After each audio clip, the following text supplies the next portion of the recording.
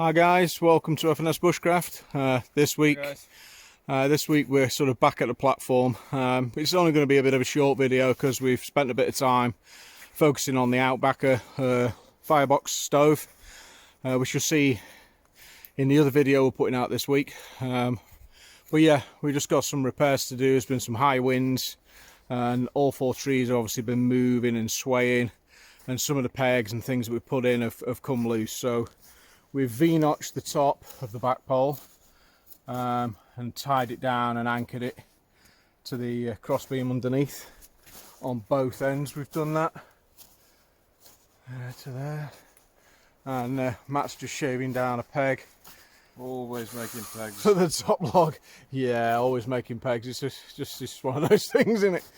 But yeah, so back to you shortly in a moment. We should then be moving on to maybe readjusting this back apex that we did the other week. Yeah, we're going to take this peg out, drop these down, and then have the hole a little bit further down, yeah. So the apex is shallower, and then we'll probably crack on with the second one.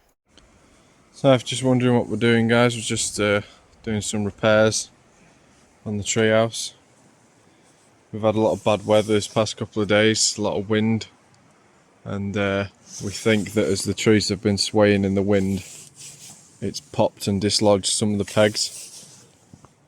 So just a quick FYI, when you're using pegs, just keep that in mind, that if you're pegging to trees, whatever you're pegging to the tree is going to move and fluctuate. It's going to swell and shrink when the wood gets wet and when it dries out. As you can see on this here, this is, oh, the peg's also snapped as well. I am not very happy. Dad joke. No. But yeah, the peg's got a big crack in it there. Come on, camera, please work. There we go. Yeah, it's got a big crack in the middle of it. And this, there you go. Needs. So that's not obviously very secure. No, so it needs a split in it and a notch driving, a wedge driving in. Yeah. So we'll do that in a sec. So if you do have to tie things, guys, for safety, then do it. There's no point risking injuring yourself. Yeah.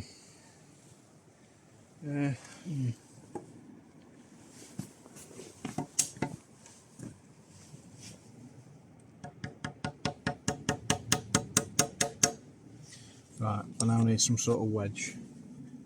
We can just slip into there. I'll go and get a wedge.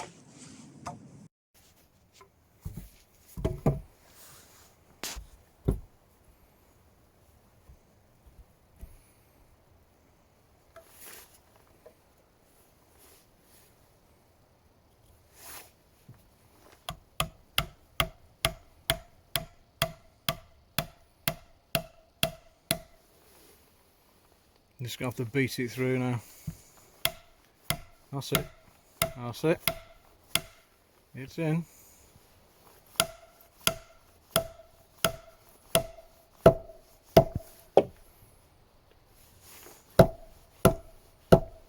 Will do. Cool. Right, and then perhaps a wedge at the other end. Do you think? Maybe no? Yeah, no, it's got the peg in, it's alright. Right, okay. Cool. And then was that the next one up? Yeah. Have we haven't even drilled? No, this was just wedged in. Yeah. Yeah. A bit too long, I think, isn't it? Oh no. Yeah, it might be long enough.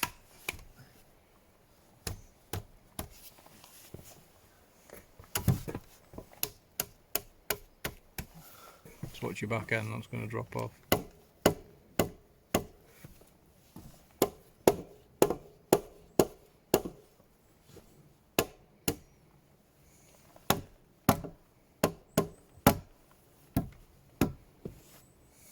Probably do with. Yeah, I was thinking you've seen the gap though. It's like you got this. Oh, damn, silky's not up here, is it? It's like a massive gap. Yeah, it won't go down any lower, Matt, because of that other log. It's gonna have to be a really long peg. Yeah, it'll do. No. Or you just lash it. I don't know. As long as the trees don't flex as much as they did, then. Yeah. So yeah, if you can see there, guys, what we've done. See it better now. Oh, let me get up. Oh my God, off. It's never good. So yeah, from this side, you can see where I've lashed the bottom one on, both sides, pegged the next one on, and the top one's sort of wedged, and we're going to obviously sort that out somehow. I'm not too sure how we're fixing that on. But yeah, we need to take this apart and make the end notch longer so we can drop it down. Right, so we've repaired this this back edge now. It's tied there, as you can see, and then I've repegged the middle pole with a heftier, longer peg, so that shouldn't go anywhere now. The only thing that's loose is the top one. That's just pressure fitting, so that'll probably come out again, but once we've got this done, if it'll focus instead of my hand, we're just re-augering the hole in this and just dropping these down a little bit more to give more of a crossover on the top for the ridge pole, because we didn't have enough room on the top before, but we didn't manage to get this done last time, so we're just going to finish this off.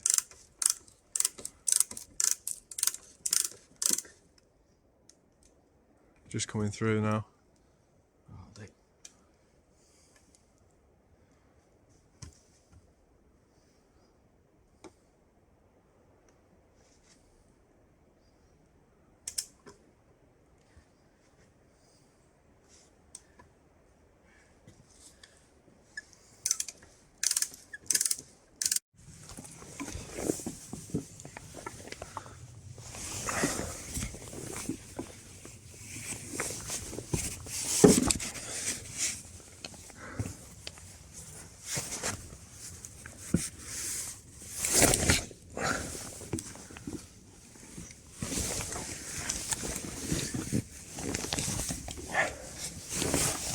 Are you? Hey. Yeah, alright. Right.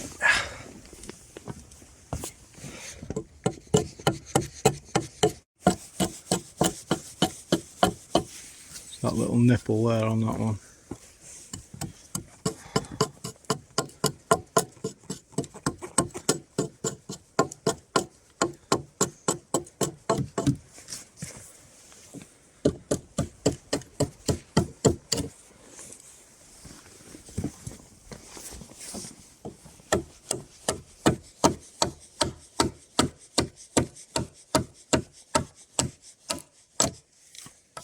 That's it. That's just to help create that V. We just basically made a bigger V. You can see where the two notch holes, the two peg holes were before. They were too close together. So now we've actually got a V for the cross pole to rest in. Now we need to just focus on the front apex, which is what we're going to move on to now. Innit, Matt? Yeah. Go on then. I'm not too sure whether to go from the inside of that tree to the inside of this tree, or from the outside. The inside would be better for augering purposes and for safety for us, so we may end up doing that and then just give the roof an overhang at the front, as it were. I'm sure it'll be fine. Okay, how are you doing? You done there? Nearly.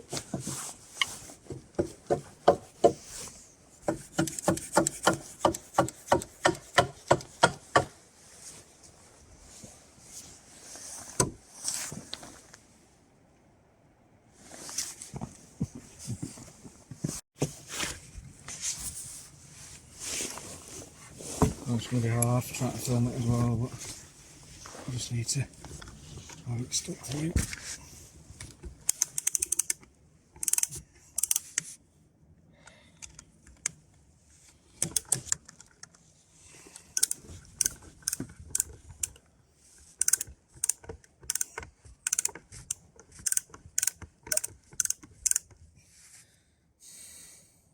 It's going into the tree now.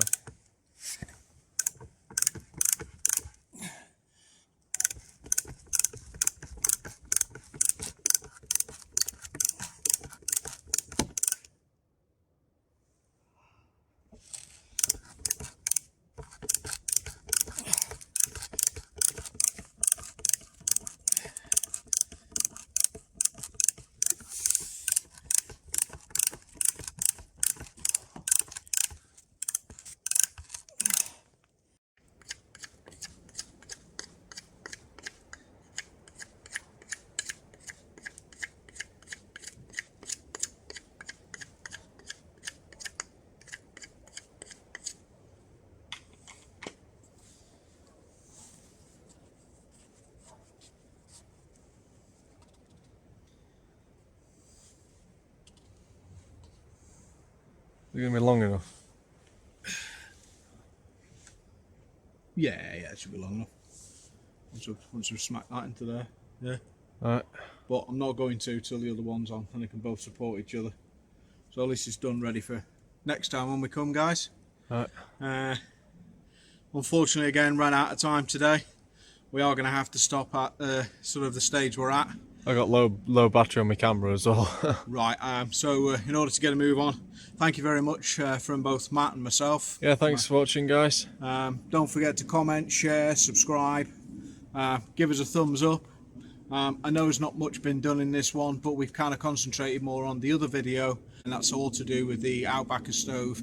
So go on, have a look at that one, and give us a thumbs up on there. So yeah, thanks very much from both Matt and myself, and we'll see you next time. Like, comment, subscribe, and hit the notification bell. Bye. Bye.